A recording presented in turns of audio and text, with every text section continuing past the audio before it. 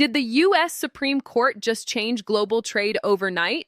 What started as a legal battle in Washington has now shaken markets, affected countries around the world, and even forced a sudden change in U.S. tariffs. Here's what really happened and why it matters to you.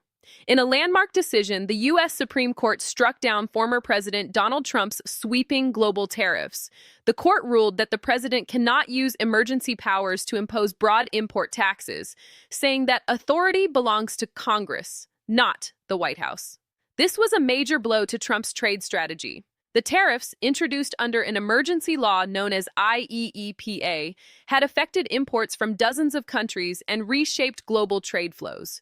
But the story didn't end there. Within hours of the ruling, Trump responded strongly, calling the judgment unfair and quickly signing a new executive order.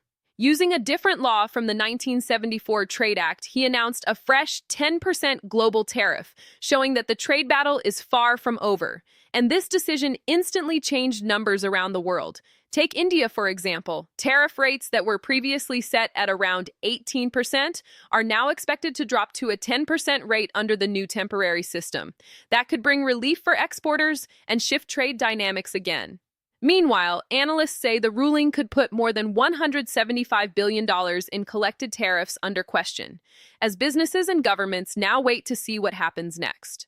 So why does this matter beyond economics? Because this ruling sends a bigger message. Even in areas like trade and national policy, the U.S. Supreme Court is willing to limit presidential power. It's not just about tariffs anymore. It's about who controls America's economic decisions.